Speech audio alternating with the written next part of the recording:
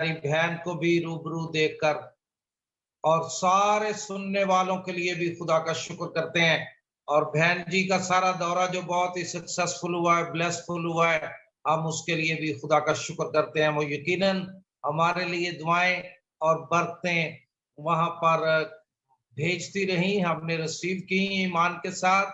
और मैं ईमान रखता हूं कि आज शाम भी खुदा हमसे प्यार करता है, हमें बरकत देगा।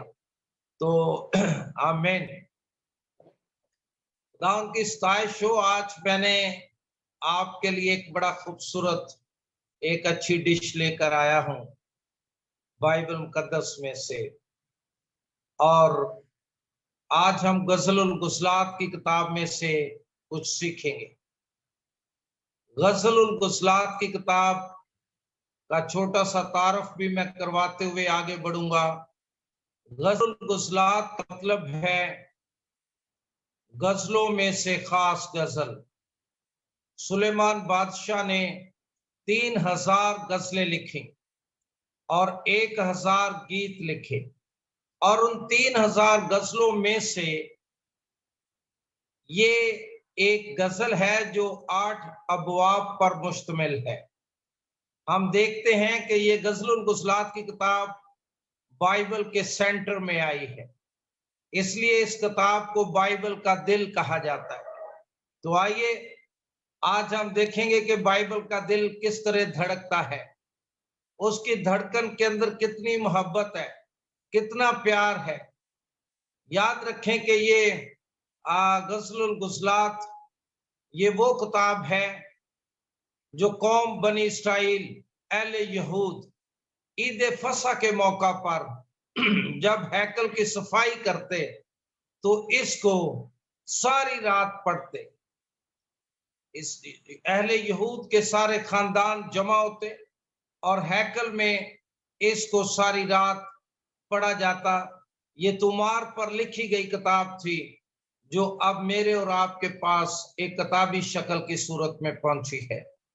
तो हम इस किताब के अंदर देखते हैं कि किस तरह सुलेमान बादशाह, इसमें सुलेमान बादशाह इसका मुसन्नफ है और जिससे ये डायलॉग करता है वो शौलमियत है। याद रखिए कि सुलेमान बादशाह जमीनी यरूशलेम में रहता था, जहां पर हमारी बहन शासलीन होकर आई है। ये उस वक्त का वाक्य है क्योंकि इन्होंने विजिट किया तो मेरा दिल किया कि मैं इनके साथ कुछ बातें शेयर करूं। तो सुलेमान बादशाह यरूशलेम में रहता और यरूशलेम से 80 मील दूर उसके ताकिस्तान थे। सुलेमान बादशाह ने वो ताकिस्तान ठेकेदारों को दिए थे और वो उनकी निगहबानी करते थे। एक दिन सुलेमान बादशाह अपने रथ पर बैठकर शाही लिबास पहनकर, सर पे ताज और शहाना लिबास पहनकर अपने ताकिस्तानों की निगहबानी और उनको देखने के लिए गया। जब सुलेमान बादशाह उस ताकिस्तान के पास पहुंचा तो वहां पर बेशुमार चरवाहे थे जो अपनी भेड़ बकरियों को चरा रहे थे। और याद कीजिए कि उस पाकिस्तान का जो ठेकेदार था उसकी एक बेटी थी जिसका नाम शौलमियत था। सुलेमान बादशाह की बेटी ठेकेदार की बेटी थी जिसका नाम शौलमियत था। वो अभी छोटी थी कि उसकी मामा की डेथ हो गई और उसने फिर एक और शादी की, उसमें से बेटे और बेटियां पैदा हुई। और ये वो घराना था जो भेड़ बकरियां चराता और पाकिस्तान की निगहबानी करता था।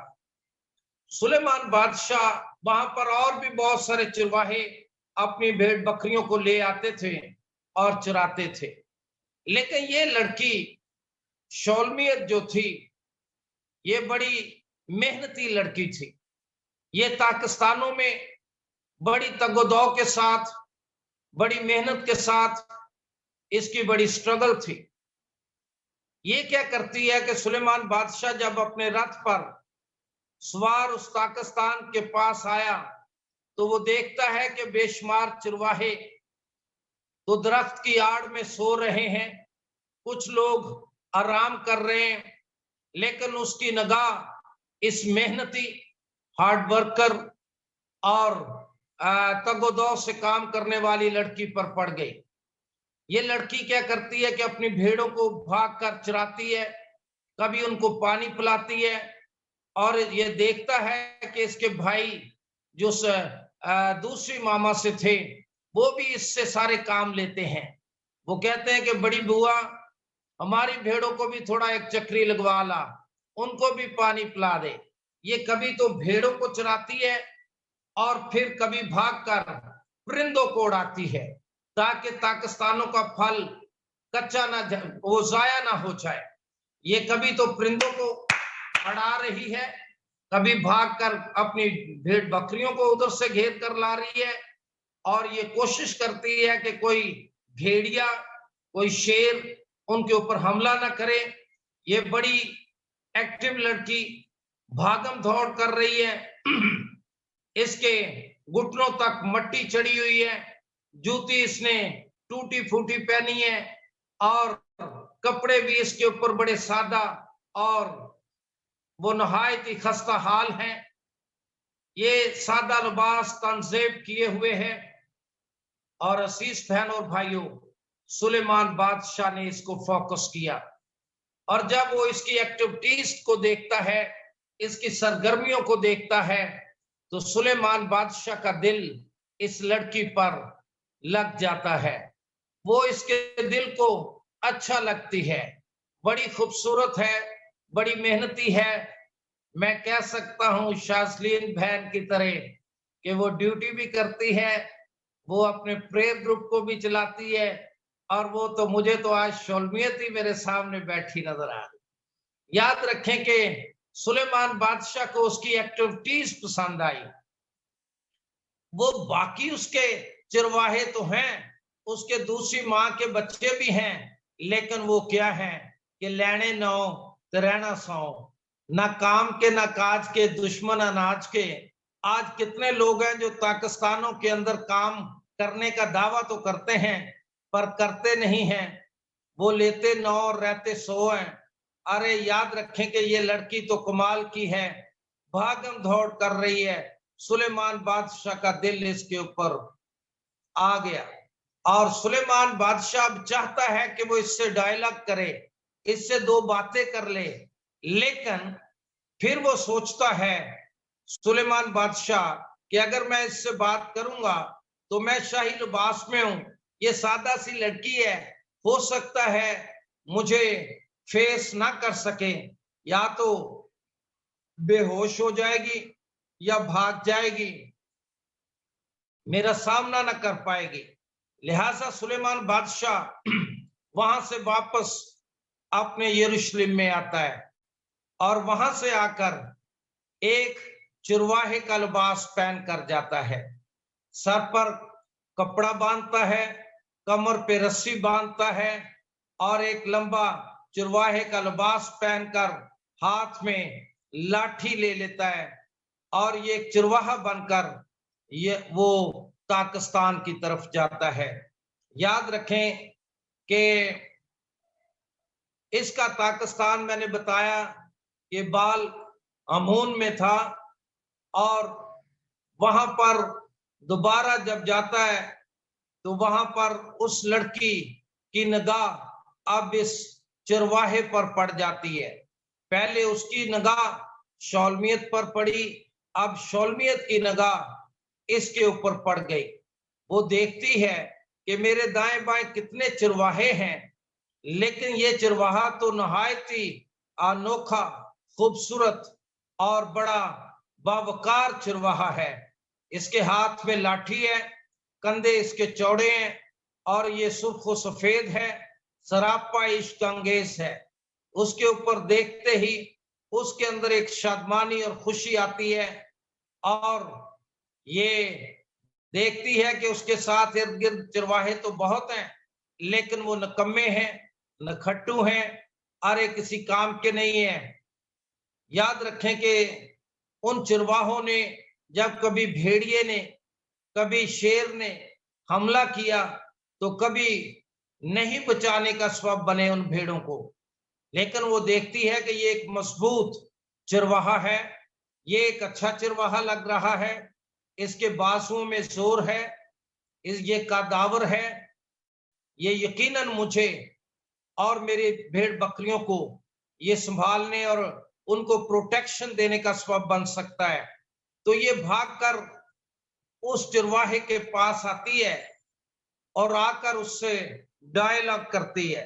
अगर आप गजलुल गुजलात की किताब को खोला हुआ है तो पहले बाब के अंदर इसने कुछ डायलॉग किए हैं और वो कहती है 7वीं आयत में, ऐ मेरी जान के प्यारे, मुझे बता कि तू अपने गल्ला को कहां चराता है और दोपहर के वक्त कहां बिठाता है। कह रही है कि तू बज़ाहिर तो एक चरवाहा, अच्छा चरवाहा नजर आ रहा है, पर तू भेड़ों के बगैर है। ऐ मेरी जान के प्यारे, इसने कहा कि तू तो मेरी जान को प्यारा लगने लगा है, तेरी मोहब्बत मेरी जान में आ गई है और तुझे गोया मैंने अपनी जान में ले लिया, एक्सेप्ट कर लिया है। जान, मेरी जान के प्यारे अजीजो, ये कितना प्यार करने लगी। जान खून में होती है और खून पूरे बदन के किसी भी हिस्से पे टक लगाएं तो वहां से खून निकलता है। ये सर से पांव तक इसको उससे इश्क हो गया है, प्यार हो गया है, उसकी दीवानी बन गई है और उससे सवाल करती है, मेरी जान के प्यारे, मुझे बता कि तू अपने गल्ला को कहां चराता है, तेरे गल्ले कहां हैं, तेरे गल्लों के चरने की जगह कहां है और तू दोपहर के वक्त कहां बिठाता है। ये दोपहर जो है ये आजमाइश को, मुसीबत को, मुश्किल को जाहिर करता है। वो कहती है तू अपनी भेड़ बकरियों को कहां चराता है और जब मुश्किल और मुसीबत आती है तो उस वक्त तू उनको कहां बिठाता है, कहां उनके लिए तू तसल्ली और इत्मीनान का बायस बनता है। याद रखें, वो आगे बड़ा खूबसूरत जवाब देता है। कहती है, क्योंकि मैं तेरे रफीकों के गलों के पास क्यों मारी मारी फिरूं, तेरे रफीकों के गलों के पास। तू अच्छा चरवाहा है, ये जितने दूसरे चरवाहे हैं, कहती है तेरे रफीकों के गलों के पास क्यों मारी मारी फिरूं। मैंने तो इनके साथ रहकर मेरी बहुत सारी भेड़िए ले गए, शेर ले गए, जख्मी कर गए, लेकिन इनके साथ रहकर मैंने नुकसान उठाया है, जख्मी हुई हूं, मेरा दिल शेदा गया, मुझे नुकसान हुआ है। लेकिन तेरे अंदर वो खूबसूरत खूबियां जो इब्ने दाऊद के अंदर हैं, तेरे अंदर वो खूबियां जो दाऊद के अंदर हैं, वो तू एक अच्छा चरवाहा है जो अपनी भेड़ों के लिए जान देता है। तेरे अंदर मुझे वो खूबियां, वो क्वालिटीज नजर आ रही हैं। मुझे बता दे, मैंने तो इनके साथ रहकर बड़ी तकलीफ उठाई है। आज इस दुनिया के अंदर कितने चरवाहे हैं, कितने गडरिये हैं, कितनी मिनिस्ट्रीज हैं जो लोगों को स्पिरिचुअली नुकसान दे रहे हैं, छेद रहे हैं।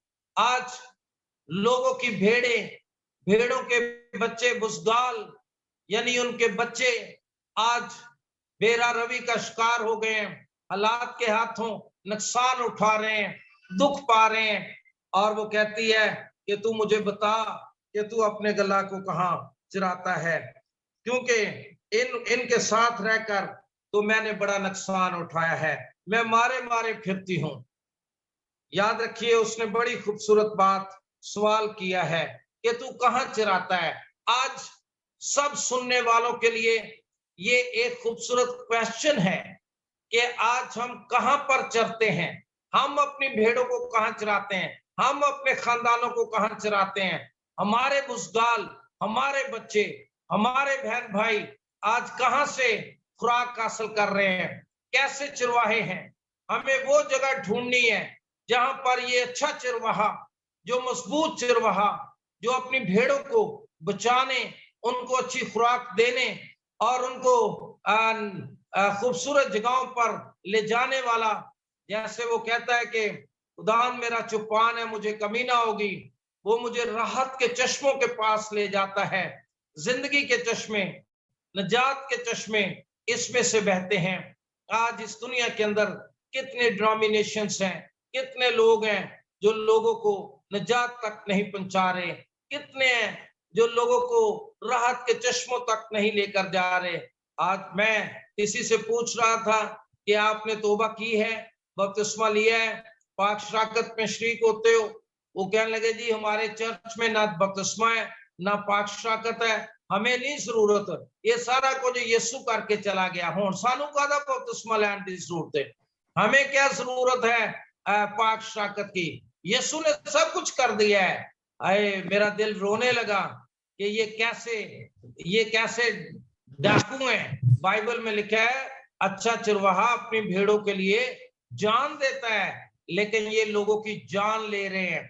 ये डाकू हैं, ये चोर और डाकू हैं। तो वो कह रही है मैं चोरों और डाकुओं के हाथों बर्बाद हो गई हूं। ऐ मेरी जान के प्यारे मुझे बता तू कहां चराता है, ताकि जो गले मेरे बच गए हैं मैं इनको उस जगह पर ले जाऊं, ताकि वहां पर रहकर ये तरक्की कर सकें, ये बढ़ सकें, ये फल सकें, ये रूल उसकी नेमतों से मामूर हो सकें। मुझे बता कि तू कहां चराता और कहां बिठाता है। अजीज बहनों और भाइयों, ये बातें बड़ी खूबसूरत हैं। अगर हमें जगह का पता चल जाए, हमें उस कलीसिया का पता चल जाए, रफाकत का पता चल जाए कि वो कहां चराता है, वो कौन सी कलीसिया है जहां पर मुझे उस चर्च का मेंबर बनना चाहिए, मुझे उस रफाकत का हिस्सा बनना चाहिए, ये बड़ी अच्छी बात है। कई बार हमें हम जहां पर लगे होते हैं वहां ही लगे रहते हैं, और नहीं हमारे बाप दादा परदादा का ये चर्च है, लेकिन क्या वो अकॉर्डिंग टू बाइबल है? क्या वहां पर खुदावंद यीशु मसीह अच्छा चरवाहा आता है? क्या रूल उसकी नेमतें बरतते वहां पर है? हमें ये पहचान करनी तो बहुत जरूरी है। बहनों और भाइयों, आज हम देखते हैं कि हमें इन सब चीजों के बारे में फिक्रमंद होने की जरूरत है। शौलमियत जो है वो फिक्रमंद हुई है, कहती है कि तू मुझे बता कि तू अपने गला को कहां चराता है, अपना एड्रेस दे। और उसने आगे उसको एड्रेस दिया है। आज एड्रेस मैं आपको समझाना चाहता हूं, बताना चाहता हूं। मेरे साथ इस एड्रेस को जरूर नोट कर लीजिए। अच्छा चरवाहा सुलेमान, जो मेरा और आपका सुलेमान खुदा में यीशु मसीह है। सुलेमान का मतलब है सलामती का शहजादा, और वो अपनी शौलमियत को एक एड्रेस देना चाहता है। वो अपनी मखलूकात को, वो अपने लोगों को वो जगह, वो एड्रेस बताना चाहता है जहां पर वो चराता है। लफ्ज लिखा है, आगे लिखा है 8वीं आयत में, ऐ औरतों में सबसे जमीला, अगर तू नहीं जानती तो गल्ला के नक्शे कदम पर चलिए। अजीज बहनों और भाइयों, जब उसके अंदर ये सोच आ गई, अच्छे और बुरे का इम्तियाज आ जाए, कहां पर खाना चाहिए कहां पर नहीं, कहां चरना चाहिए कहां पर नहीं, जब हमारे अंदर ये सोच आती है तो फिर खुदा के कलाम में लिखा है, वो कहता है सुलेमान ऐ औरतों में सबसे जमीला। आज याद रखें, सुलेमान बादशाह के पास हम देखते हैं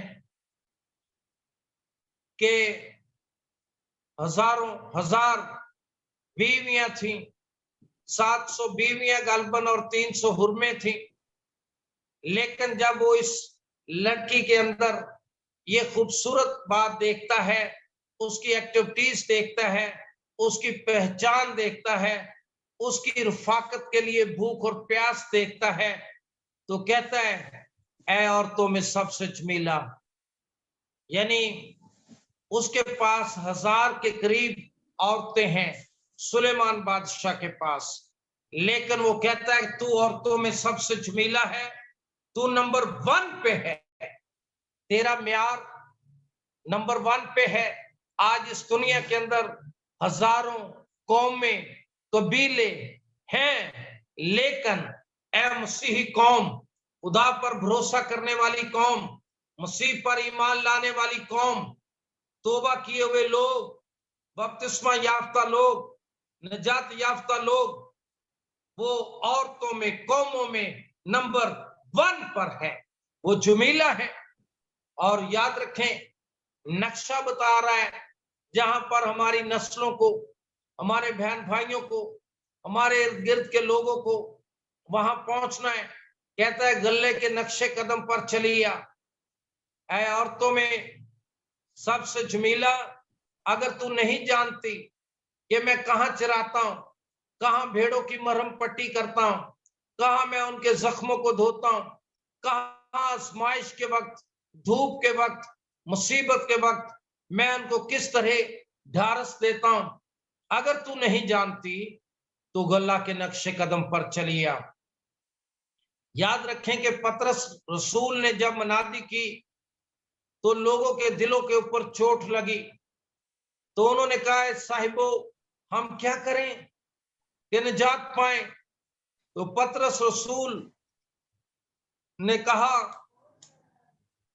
बस तोबा करो और रजू लाओ, तोबा करो और तुम में से हर एक अपने गुनाहों की माफी के लिए बपतिस्मा लो, तो रूल को इनाम में पाओगे।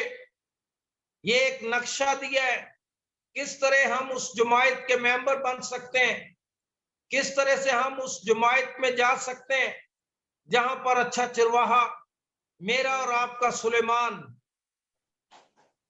हमें खुराक मुहैया करता है, हमारी परवरिश करता है, हमारी रूह की ग़िज़ा हमें देता है। तो वो कहता है तू नक्शे कदम पर चलिया। तो रसूलों ने क्या नक्शा दिया? रसूलों ने कहा कि तौबा करो, ये उसका पहला स्टेप है। और अगला स्टेशन, दूसरा जो उसका स्टेशन है वो है बपतिस्मा। और फिर तीसरा मुकद्दसों की जमायत में रूल कुस इनाम में मिलेगा, रूल कुस पाओगे। और फिर जब वहां चले जाओ तो उस डेरे पर, उस रफाकत में वो लोग, 4 बातें उनके अंदर पाई गई, रोटी तोड़ने, दुआ करने और रफाकत रखने में और रसूलों से तालीम पाने में मशगूल रहे। असीस बहन और भाइयों, और उनके दरमियान खुदा मौज से करता। और लिखा कि वो तौबा करके पानी का बपतिस्मा लेकर कलीसिया में मिल जाते थे, और जो लोग मिल जाते थे खुदा उनके दरमियान मौज से करता था, और वो मौजों से साबित करते थे कि खुदा का कलाम सच्चा है। और आज याद रखें कि मरकस की अंजील के अंदर भी इसी तरह ही यीशु मसीह ने कहा कि जाओ सारी खलक के सामने अंजील की मनादी करो, जो ईमान लाए और बपतिस्मा ले वो निजात पाएगा। और निजात याफ्ता लोगों की पहचान क्या है? वो कहती मुझे बता, मैं वहां रहना चाहती हूं, मैं अपना वक्त, अपने वसाइल, अपने बच्चों को लूज नहीं करना चाहती, मैं वहां रहना चाहती हूं। तो यीशु मसीह ने कहा कि जो ईमान लाए और बपतिस्मा ले वो निजात पाएगा। और आगे उस कलीसिया की पहचान क्या है निजात याफ्ता की, ईमानदारों की? बाइबल में लिखा है उसके 5 निशान हैं। लिखा है कि उनके दरमियान मौज से होंगे, वो मेरे नाम से बदरूहों को निकालेंगे, वो नई नई जुबानें, गैर जुबानें बोलेंगे, और हलाक करने वाली चीज पी लेंगे तो उन्हें कुछ नुकसान ना होगा। और 5वां निशान और पहचान, वो बीमारों पर हाथ रखेंगे तो बीमार अच्छे हो जाएंगे। अजीज बहन और भाइयों, आइए, ये बड़ा खूबसूरत क्वेश्चन है कि तू अपने गल्ला को कहां चराता है। आज हमें अपनी फेलोशिप पर, अपनी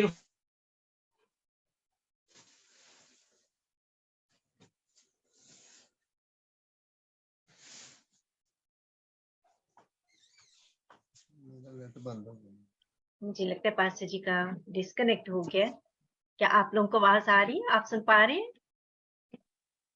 नहीं, आवाज नहीं आ रही। जी आवाज नहीं आ रही। डिस्कनेक्ट हो गया शायद।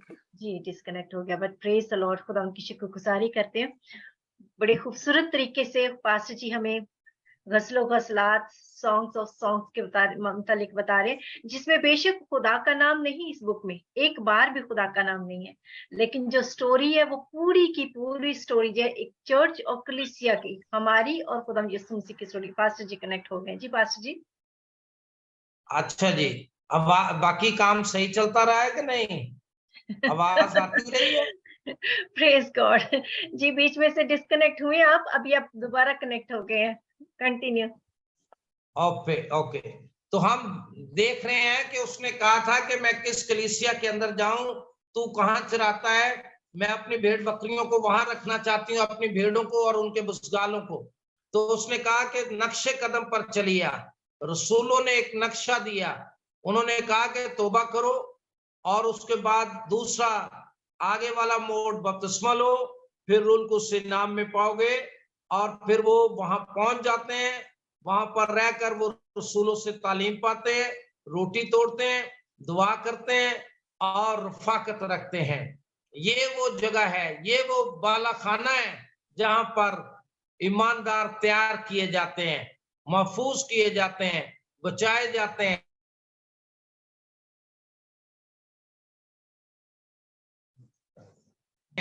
जाएंगे। अजीज बहन और भाइयों, उसने जब ये फिक्र, ये सोच खुदा अपने सुलेमान के सामने पेश की, तो वो कहता तू औरतों में सबसे चमेला है। खुदा उनकी सताइश हो।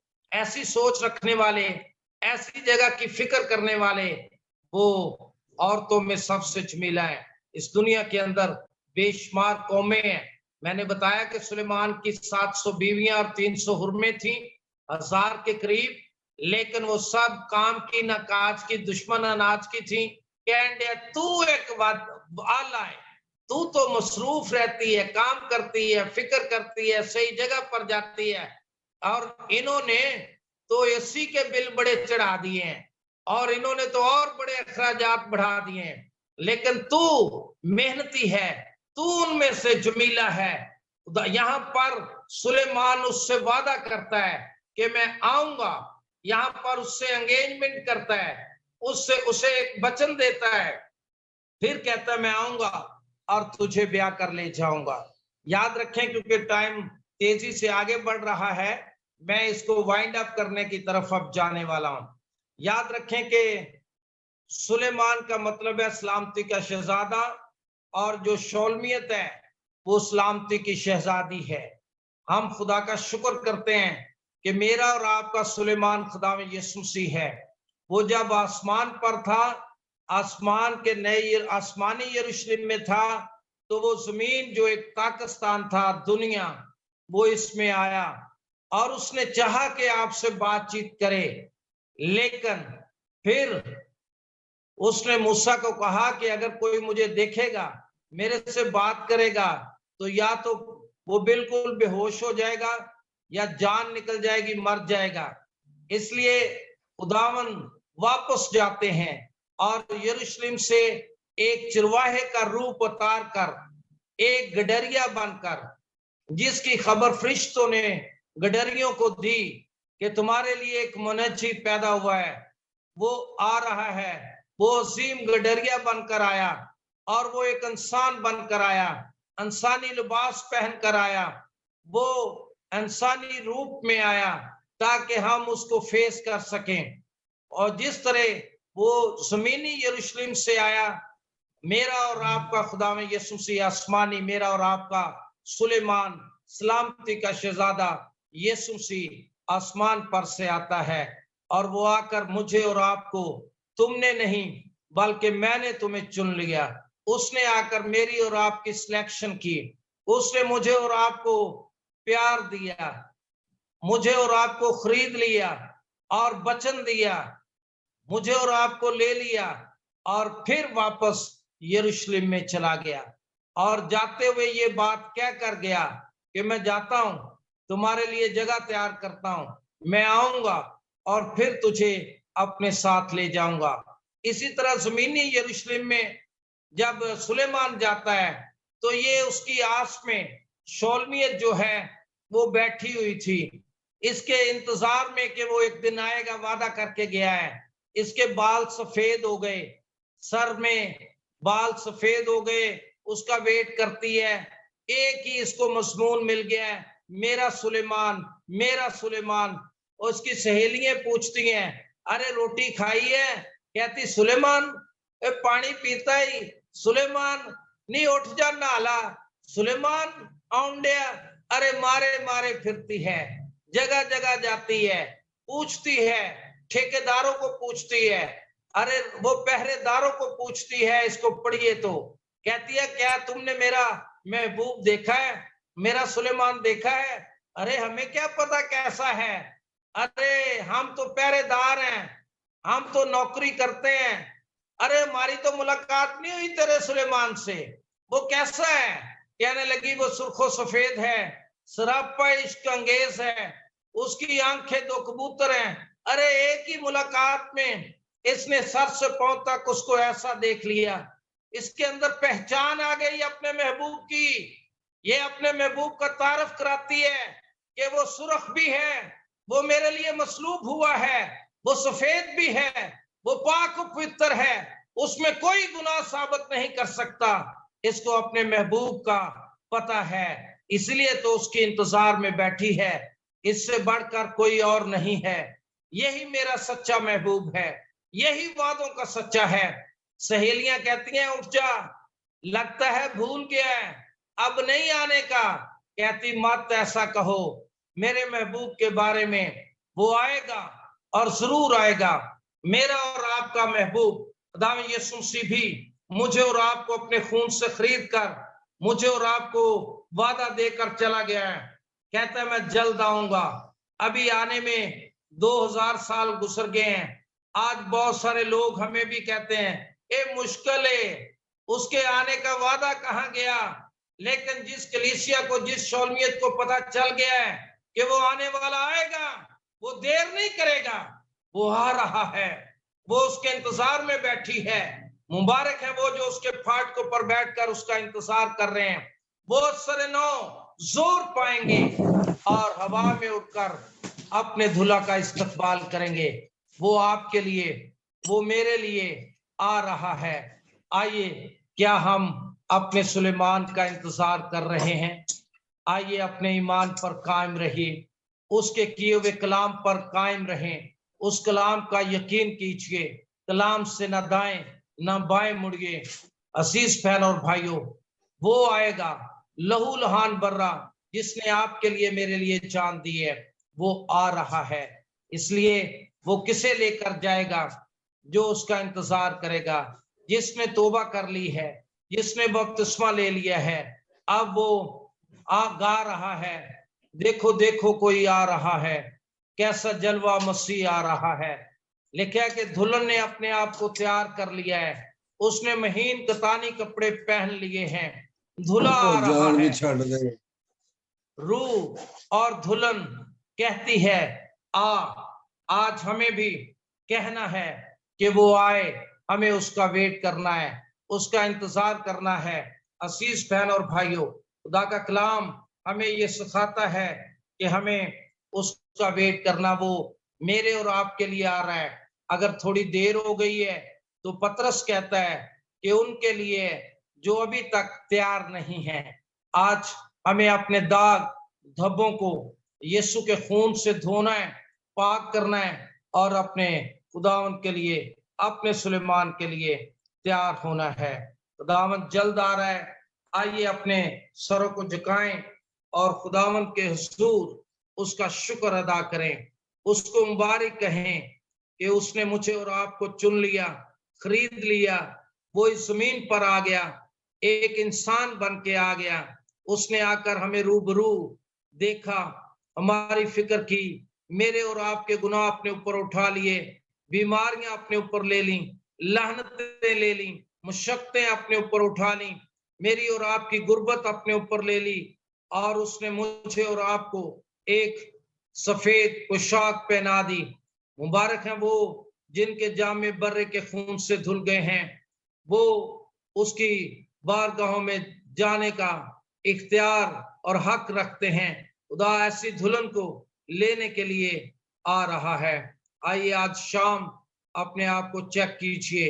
अगर आप तौबा कर चुके हैं तो फिर आगे बपतिस्मा भी लीजिए, आगे रूल को उसकी नेमतों बरकतों के लिए भी दुआ करनी शुरू कीजिए। और अगर आप ये सब कुछ कर चुके हैं तो आइए तालीम पाते रहें और खुदावंद का इंतजार करते रहें और अपने आप को बड़े सब्र से इस दौड़ में उसके इंतजार में लगे रहें। वो आएगा, वो वादों का सच्चा है, वो बहुत जल्द आ रहा है मुझे और आपको लेने के लिए। हालेलुया। आइए खुदा के सूर अपने आप को असरूर चेक कीजिए। क्या मैं उस कलीसिया का मेंबर बन चुका हूं? वो कलीसिया, वो जलाली कलीसिया जिसके बारे में लिखा है कि वो कलाम के साथ पानी से गुस्ल लेकर एक ऐसी जलाल वाली कलीसिया बनाकर अपने पास हाजिर करेगा जिसके बदन में कोई दाग, कोई धब्बा, कोई झुर्री तक ना होगी। आओ शीश बहन और भाइयों, आज की शाम तैयारी की शाम है। दुल्हन ने अपने आप को तैयार कर लिया है, महीन कतानी कपड़े पहन लिए हैं। हालेलुया। जो कुछ उसका बाहर है वही कुछ उसका अंदर है।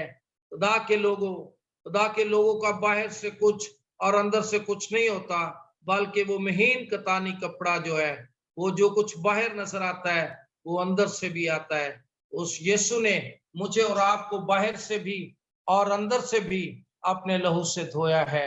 उस लहू में डूबे रहें और उसकी मोहब्बत में बढ़ते रहें। Hallelujah. Thank you Lord, thank you Jesus, thank you Holi spirit. हम खुदावन तेरा शुक्र करते हैं कि तू नहायत खूबसूरत है। खुदावन तूने हमसे ऐसी मोहब्बत रखी है कि अपना इकलौता बेटा बख्श दिया है।